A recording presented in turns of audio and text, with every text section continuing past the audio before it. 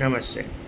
1 अगस्त से लेके 7 अगस्त तक का time world breastfeeding week के तरह सेलिब्रेट किया जाता है।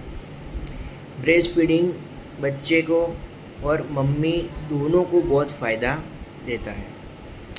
मम्मी को देखें तो मम्मी का जो पेट होता है वो नॉर्मल करने में हेल्प करता है ब्रेस्ट फीडिंग। मम्मी का वज़न कम करने में हेल्प करता है।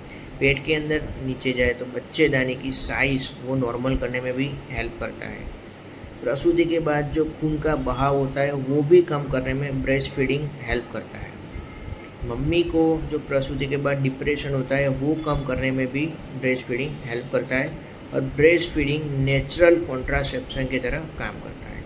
अब आते हैं बच्चे में क्या क्या फ़ायदा करता है। ब्रेस्ट फीडिंग बच्चे में पहला फ़ायदा वो करता है कि वो एक वैक्सीन की तरह काम करता है। तो उसमें जो कोलेस्ट्रॉम होता है वो बच्चे में इन्फेक्शन कम करने में फ़ायदा करता है। जब ये बच्चे के पेट में जाता है तो ईज़िली डाइजेस्ट होता है, ईज़िली पच जाता है।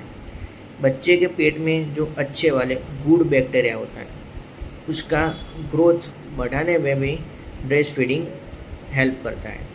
ब्रेस्ट फीडिंग स्वच्छ होता है।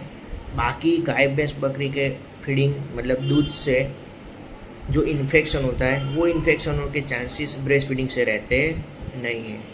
तो बच्चे को जितना बने उतना ब्रेस्ट फीडिंग पिलाने का मतलब पर्पस होता है कि ये वीक सेलिब्रेट करने का। और ब्रेस्ट फीडिंग से बच्चे को जो फॉर्मूला फीड देना पड़ता है उसका खर्चा भी बच जाता है। तो ब्रेस्ट फीडिंग के इतने सारे फ़ायदे हैं मम्मी के लिए और बच्चे के लिए। तो बच्चे को जितना बने उतना 6 महीने तक एक्सक्लूसिव ब्रेस्ट फीडिंग देना चाहिए। और पहला साल 1 साल बच्चे का उसको गोल्डन ईयर कहा जाता है, उसमें बच्चे को कंटिन्यूस ब्रेस्ट फीडिंग ही देना चाहिए। Thank you.